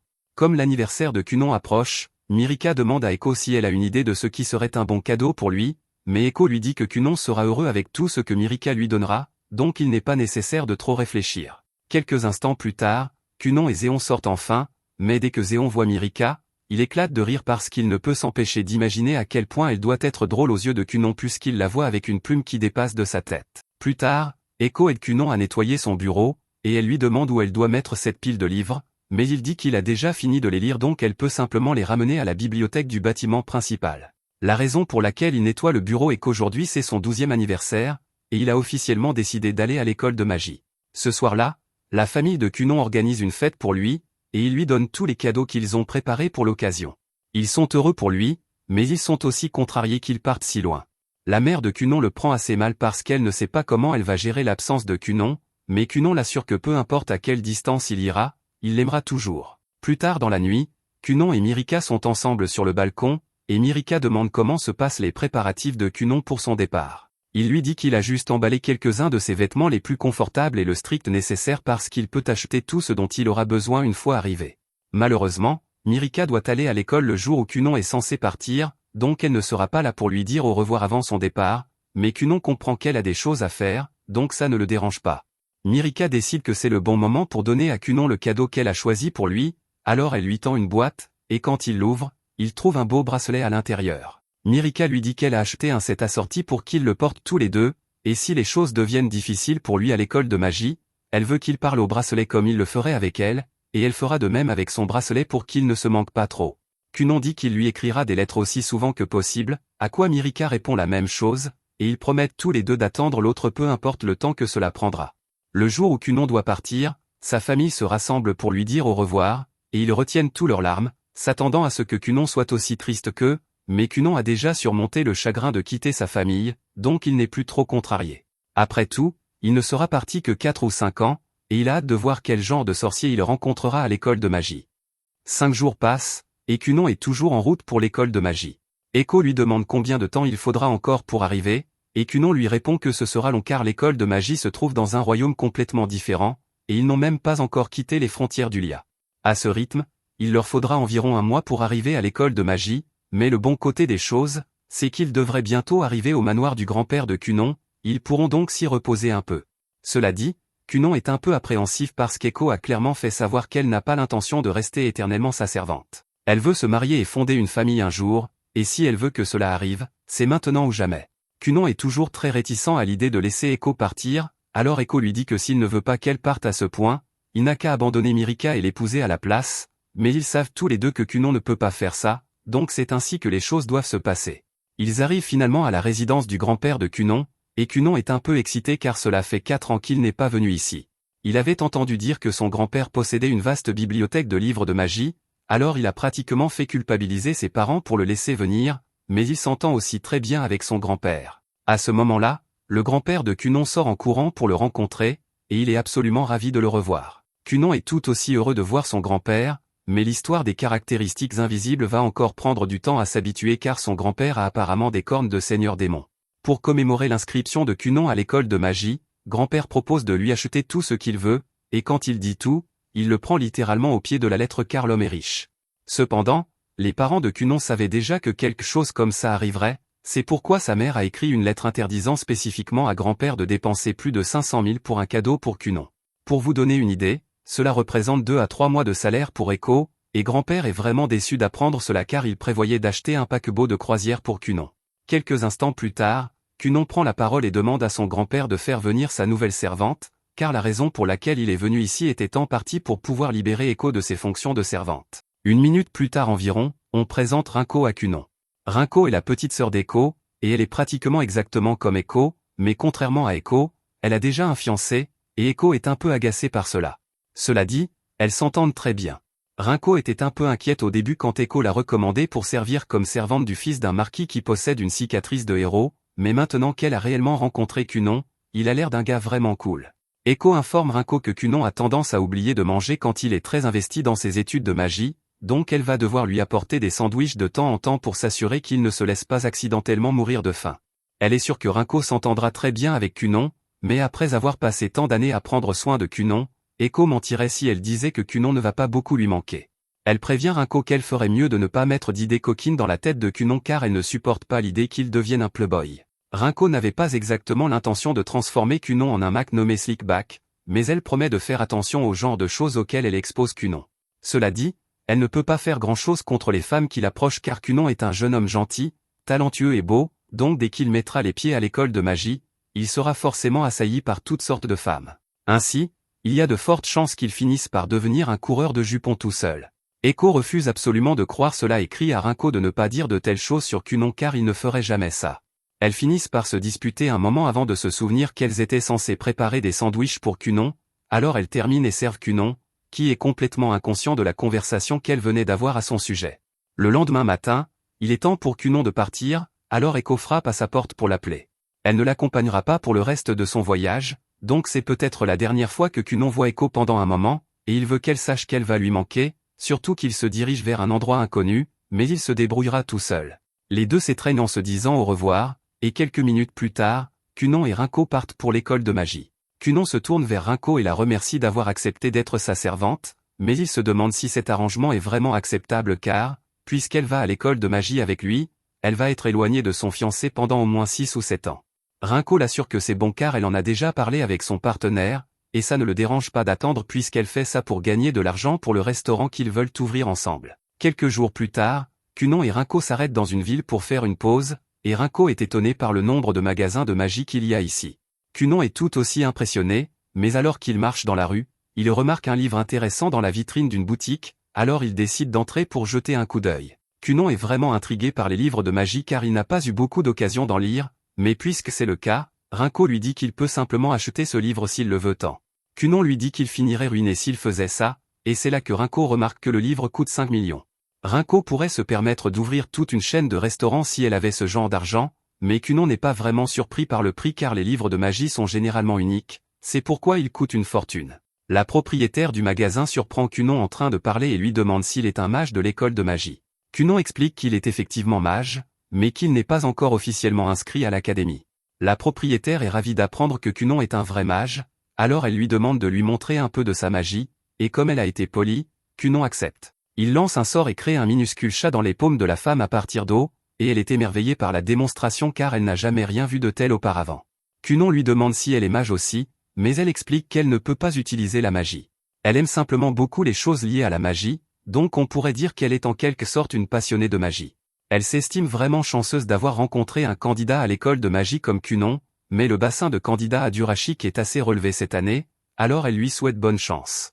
Cunon demande ce qu'elle entend par là, alors elle l'informe que la Sainte du Royaume Saint s'inscrit apparemment à l'école cette année, et elle n'est même pas la seule personne exceptionnelle que l'Académie ait reçue. L'année dernière, ils ont eu le prince infernal et l'éclair du nouveau royaume, donc si Cunon réussit à être accepté, alors il deviendra sûrement célèbre comme les autres. Cela a mis la propriétaire du magasin de si bonne humeur qu'elle propose de lui vendre un des grimoires les plus populaires publiés par le mage légendaire Zéon à prix réduit, mais Cunon refuse car il n'en a pas besoin alors que lui et Rinko quittent le magasin. Rinko est encore sous le choc du fait qu'un grimoire puisse coûter autant, mais à ce propos, elle demande à Cunon s'il est sûr d'avoir refusé l'offre de la commerçante car c'était une réduction importante, mais il dit qu'acheter le grimoire aurait été inutile car c'est lui qui a aidé Zéon à l'écrire. Ensuite, Cunon et Rinko se rendent dans un magasin de tissus, et là, Cunon commence immédiatement à toucher toute la marchandise à sa portée. Le propriétaire peut dire que Cunon doit être une sorte de noble car il est très bien habillé et est venu avec une servante, mais il n'a fait que frotter ses petits doigts sales sur la marchandise depuis son entrée. Ni lui ni Rinko n'ont dit un mot jusqu'à présent. Il crie après Cunon et lui dit d'arrêter de toucher à tous les matériaux, mais Cunon dit qu'il voulait juste voir la texture. Il demande au propriétaire quel type de fourrure c'est et on l'informe que c'est de la fourrure de renard noir, qui est extrêmement rare et difficile à obtenir. Maintenant que Cunon sait quelle est la texture de la fourrure, il crée tranquillement un renard noir, et le propriétaire du magasin est impressionné car il ne pensait pas que ce genre de choses était possible. Cunon s'excuse d'avoir rempli la marchandise du propriétaire du magasin sans demander la permission, mais il aime juste collectionner autant d'échantillons de texture que possible pour rendre ses créations aussi précises que possible. Le propriétaire demande à Cunon s'il peut vraiment créer n'importe quoi tant qu'il connaît la texture, et après que Cunon l'a confirmé, les pensées intrusives de l'homme gagnent, et il finit par demander si Cunon peut reproduire la sensation de cuisse épaisse. Rinko crie immédiatement après l'homme pour avoir osé demander une question aussi vulgaire à Cunon, et l'homme réalise que c'était inapproprié, mais Cunon répond quand même et explique qu'il a déjà essayé avec Echo, mais il s'est fait gronder pour ça, donc il n'a pas eu beaucoup de pratique. Après cela, Rinko traîne Cunon hors du magasin et lui dit qu'ils devraient continuer leur voyage vers Durashik, laissant l'homme désolé pour ce qu'il a dit. Quelques instants plus tard, la Sainte et ses amis entrent par hasard dans le magasin de l'homme, et elles sont surprises de le voir tenir un renard noir car, d'après ce qu'elles savent, les renards noirs détestent être près des humains, mais l'homme les informe que ce n'est pas un vrai renard. En y regardant de plus près, la Sainte réalise que c'est un sort. Elle essaie de le toucher, mais elle finit par détruire le sort et renverser l'eau sur l'entrejambe de l'homme. Elle s'excuse pour son erreur, mais la Sainte n'avait jamais vu un sort comme ça auparavant, alors elle et son entourage demandent aux commerçants de rester immobiles pendant qu'elles examinent la magie résiduelle de l'eau qu'elles ont renversée sur lui. Compte tenu de son statut, l'homme n'a d'autre choix que de faire ce qu'elle dit, mais se faire toucher l'entrejambe par des adolescentes au milieu de son magasin n'était pas sur sa liste de choses à faire aujourd'hui. Plus tard, Cunon et Rinko arrivent enfin à l'école de magie, et la première chose à faire est de s'inscrire au dortoir, mais ils sont choqués d'apprendre que les dortoirs sont déjà complètement pleins. La réceptionniste, Lubel, l'informe que les étudiants étaient censés faire une demande de place en dortoir bien à l'avance, mais Éon n'a jamais mentionné quoi que ce soit de tel, donc Cunon n'en savait rien. Maintenant, lui et Rinko n'ont nulle part où loger, alors Rinko suggère qu'il pourrait rester à l'hôtel, mais les hôtels sont assez chers à long terme, et Cunon aimerait économiser le plus d'argent possible pour pouvoir s'offrir tout article magique dont il pourrait avoir besoin. Donc louer une maison est la meilleure option pour le moment. Heureusement, Lubel a justement une liste de propriétés locatives dans la région qu'elle garde sous la main pour les étudiants qui ne peuvent pas obtenir de place en dortoir, et grâce à son aide, à la fin de la journée, Cunon et Rinko ont trouvé une maison à louer. Pendant ce temps, à l'école de magie, le personnel présente une liste des candidats de cette année à quelqu'un dans une pièce noire comme du charbon, et il semble particulièrement intéressé par Cunon pour une raison quelconque. Le lendemain, il est temps pour Cunon de passer son examen d'entrée, mais on informe à Rinko que seuls les étudiants sont autorisés à entrer, donc elle va devoir l'attendre dehors. Rinko essaie de soudoyer Lubel avec un peu d'argent pour qu'elle ferme les yeux, mais ça ne marche pas, donc elle finit par devoir attendre pendant que Cunon entre pour passer son test. Pendant qu'il attend avec les autres candidats, ils ont tous l'air vraiment perplexes par le fait qu'il porte un masque pour les yeux. Cunon crée son œil magique pour pouvoir observer ses camarades candidats, et ils ont tous des caractéristiques cachées intéressantes. Mais Cunon est particulièrement intéressé par la fille là-bas parce qu'elle semble spéciale. Il s'approche d'elle et lui demande si elle est par hasard la sainte du royaume sacré, ce qu'elle confirme, mais elle ne comprend pas pourquoi Cunon lui parle puisqu'ils ne se sont jamais rencontrés auparavant. Cunon dit qu'il veut juste lui parler parce qu'elle est le premier magicien de l'élément lumière qu'il voit dans la vraie vie, et il veut en apprendre le plus possible à ce sujet. La sainte ne pense pas qu'il soit utile de satisfaire la curiosité de Cunon car elle croit que la magie de lumière est supérieure à toutes les autres formes de magie, donc en tant que mage d'eau, il n'y a rien qu'il pourrait apprendre d'elle. Cependant, après qu'elle ait dit cela, les autres la regardent avec confusion car il n'y a pas de hiérarchie entre les différents types de magie. La sainte réalise qu'elle a peut-être eu tort et s'excuse, puisqu'elle ne faisait que répéter ce qu'on lui avait dit au temple. Pendant qu'elle a leur attention, elle s'excuse par avance auprès de tout le monde parce qu'on lui a dit qu'il lui manquait beaucoup des émotions qu'une personne normale aurait. Donc, même si elle parle simplement comme elle le ferait normalement, elle pourrait finir par les offenser involontairement. Elle explique que la raison pour laquelle elle manque d'émotions est due à l'effet de la cicatrice de héros qu'elle a héritée. Quand Cunon entend cela, il s'excite parce que cela signifie que lui et la sainte pourraient devenir des meilleurs amis handicapés. La sainte n'a toujours aucune idée de ce dont Cunon parle, mais à ce moment-là, le professeur responsable de l'examen d'entrée apparaît et dit à tout le monde de se préparer à commencer. Cunon jette un coup d'œil au professeur Sof, et au premier regard, il peut dire que cet homme est vraiment fort. Séphie est forte aussi, mais sa caractéristique est un peu décevante puisqu'elle a juste un tas de rats à ses pieds. Après s'être présenté, Soph et ses filles félicitent tous les 4 pour leur inscription à l'école de magie de Durashik. Les enfants sont tous choqués d'entendre cela parce qu'ils n'ont encore rien fait. Soph explique que dans cette école, vous êtes pratiquement assuré d'être admis tant que vous êtes un sorcier. La sainte est surprise d'entendre cela, car on lui avait dit que l'examen d'entrée était particulièrement difficile, mais Soph explique qu'ils disent cela juste pour rendre leur école plus compétitive. D'ailleurs, vu que tous les 4 ont des crestes magiques, ce qui est exceptionnellement rare, il n'y a aucune chance qu'ils ne soient pas admis à l'école. Cunon est un peu déçu car il a étudié très dur pour s'assurer de réussir le test, mais Soph l'informe qu'ils passeront quand même un test, donc ses efforts n'ont pas été complètement gaspillés. Il y a 3 cours différents ici. Le premier niveau est connu sous le nom de fondamentaux, où les mages peuvent apprendre les bases de la magie s'ils sont novices. Le deuxième niveau s'appelle assisté par un enseignant, ce qui est à peu près juste des cours de magie réguliers, et le troisième niveau s'appelle recherche indépendante. Cela signifie essentiellement que vos compétences magiques sont déjà si avancées que vous êtes libre de faire ce que vous voulez tant que vous ne commettez aucun crime. Cunon est vraiment excité d'entendre cela, car l'idée de pouvoir faire de la recherche indépendante lui semble géniale. Mais Soph ajoute que la classe avancée ne convient qu'aux mages de haut niveau, donc y entrer et en sortir diplômé ne sera pas facile. Cunon est vraiment excité car il a hâte de voir quel genre de test on va lui donner, mais son optimisme semble vraiment ennuyer ses filles pour une raison quelconque. La première partie de leur évaluation est un test pratique, alors Soph demande à chacun de s'avancer l'un après l'autre et de partager le type de leur crest, son rang et le nombre de sorts qu'ils peuvent lancer. Le premier est Hank, alors il s'avance et informe tout le monde qu'il a un crest de feu à 2 étoiles et peut lancer 7 sorts. Soph lui demande ensuite de démontrer son sort le plus puissant, alors Hank lance un sort de chemin de feu. Cunon est impressionné car le sort de feu est peut-être basique, mais sa particularité est le fait qu'il suit un chemin que Hank trace en utilisant son énergie magique, donc ses applications sont infinies. Quand Hank a fini son sort, il a imprimé un motif en spirale sur l'herbe, et Soph lui dit qu'il a bien fait, alors il passe au candidat suivant. Le garçon s'appelle Ria, et il dit qu'il a un crest de vent à 2 étoiles. Il informe également tout le monde qu'il peut utiliser 8 sorts. Soph est impressionné, et il est secrètement en train d'encourager Ria puisqu'il a aussi un crest de vent, mais son évaluation dépend toujours de sa capacité à utiliser sa magie.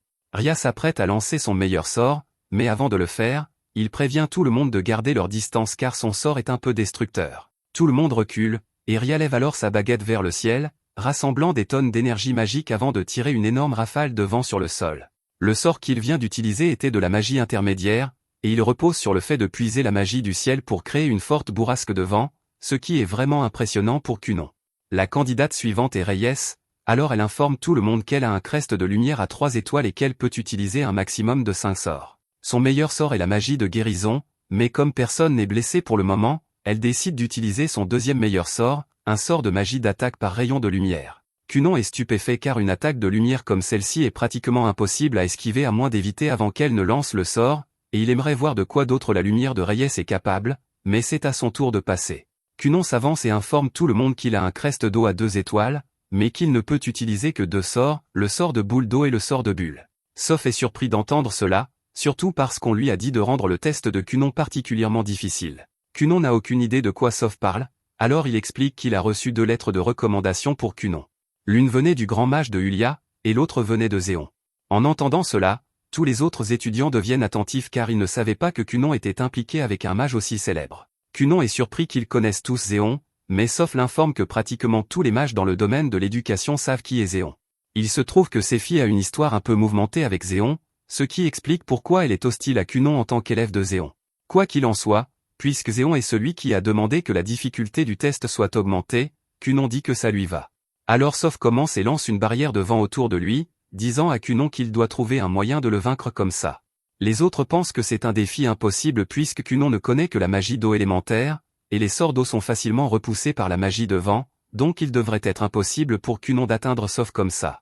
Cependant, Cunon regarde juste Soph avec déception parce qu'il pensait qu'il allait avoir plus de défis. Soph pense que la confiance de Cunon est intéressante, mais il lui dit de d'abord réussir le test s'il veut se plaindre que c'est trop facile, à moins bien sûr qu'il ne bluffe. Cunon ne peut pas se permettre de perdre la face devant Reyes puisqu'il essaie toujours de devenir ami avec elle, alors il accepte le défi de Soph et commence par créer des douzaines de bulles tout autour de Soph. Soph est impressionné que Cunon puisse en créer autant, mais il pense que c'est inutile car des bulles comme ça ne pourront jamais traverser la barrière. Cependant, Cunon n'a pas fini et procède à multiplier le nombre de bulles tout en les rendant rouges et en les faisant tourbillonner autour de la barrière de Soph. Maintenant, si Soph dissipe la barrière, il sera emporté par les bulles, Mais il ne pense toujours pas que cela suffise, alors il dit à Kunon qu'il va devoir élever son niveau. Cependant, Kunon crée tranquillement une chaise d'eau pour lui-même et dit à Soph que la bataille est déjà pratiquement terminée. Kunon peut maintenir son vortex de bulles pendant 2 jours d'affilée s'il le faut, et il n'y a pas de limite de temps, donc ça lui va parfaitement d'attendre que Soph soit à court d'endurance. Après tout, avec un sort comme ça, Soph doit consommer pas mal de ses réserves de mana, donc Kunon prédit qu'il ne pourra tenir que pendant une demi-journée au maximum. Bien que Soph déteste l'admettre, Kunon a gagné ici, alors il concède sa défaite, et Kunon dissipe le vortex de bulles. Dès qu'il a fini, Kunon se retourne vers Reyes et commence à lui demander de lui montrer plus de sa magie. Comme cette partie de l'examen est terminée, Soph déplace tous les élèves dans une salle de classe, et Kunon continue d'embêter Reyes pour qu'elle lui montre sa magie. Il l'invite même à un rendez-vous pour manger un parfait pour l'intéresser, mais Reyes refuse car elle n'a aucun intérêt à montrer sa magie. Soph attire l'attention de tout le monde et dit à Kunon d'arrêter de flirter avec Reyes parce que c'est l'heure de l'étape suivante de l'examen, et il est important qu'il ne trouble pas la tranquillité d'esprit de Reyes avant l'entretien. Kunon dit qu'il comprend, et Sephi procède en appelant Hank comme premier étudiant à être interviewé. Pendant que Hank est parti, Kunon demande à Soph en quoi consistent les entretiens, mais Soph n'a pas vraiment de réponse à cela car le sujet change beaucoup selon le candidat, donc il va juste devoir attendre et voir. Dans ce cas, Kunon pose quelques questions à Soph sur la magie devant pendant qu'il attend son tour pour être interviewé, et Soph n'y voit pas d'inconvénient, alors il dit à Kunon d'y aller. Une fois que tous les autres ont été appelés pour leurs entretiens, Soph demande à Kunon ce qu'il avait l'intention de faire si le test précédent avait finalement eu une limite de temps. Kunon dit que s'il n'avait pas eu l'option d'attendre que Soph s'épuise, il allait essayer de fusionner ses bulles avec la barrière de Soph pour prendre le contrôle du vent. Soph lui demande s'il pense vraiment que c'est possible, car il n'a jamais entendu parler d'une technique comme celle-ci auparavant. Mais même si Kunon ne l'a jamais essayé auparavant, son instinct lui dit que ça devrait marcher, puisque prendre le contrôle d'un sort de l'intérieur devrait naturellement être plus facile qu'essayer de le faire de l'extérieur. Personnellement, il pense que la magie d'eau est la plus polyvalente car elle est capable de pénétrer la plupart des matériaux, mais il ne peut pas prétendre qu'elle est la plus forte car il n'a pas encore compris les détails de comment faire. C'est maintenant l'heure de l'entretien de Kunon, alors Sephi apparaît pour le conduire à la salle d'entretien. Mais quand Kunon arrive à la porte, il est un peu perplexe car ses sens magiques ne lui permettent pas de voir ce qui se trouve au-delà de la porte. Il demande à Sephi de lui décrire la pièce. Jusqu'à présent, elle avait honnêtement oublié que Kunon est aveugle, mais elle accepte et lui dit que ça ressemble un peu à la nuit là-dedans. Elle lui demande s'il veut qu'elle le guide à l'intérieur s'il ne voit pas là-dedans, mais Kunon lui assure qu'il se débrouillera tout seul et entre. C'est la première fois depuis longtemps que Kunon est vraiment aveugle, car même son œil magique ne peut rien voir ici. Mais un instant plus tard, son œil magique est dissous de force, et il se retrouve entouré de cette figure. L'une des figures commence à s'approcher de Kunon pendant qu'elle parle de comment elle était autrefois le maître de Zéon, mais Kunon l'interrompt et lui demande de ne pas s'approcher davantage car il a une fiancée et ne veut pas s'approcher trop près d'autres femmes. La figure est confuse par cette réaction car on lui a dit que Kunon flirtait avec Reyes il y a quelques minutes, mais Kunon dit que ce n'était pas du flirt. Il voulait juste en apprendre sur la magie de Reyes, ce qui est totalement différent.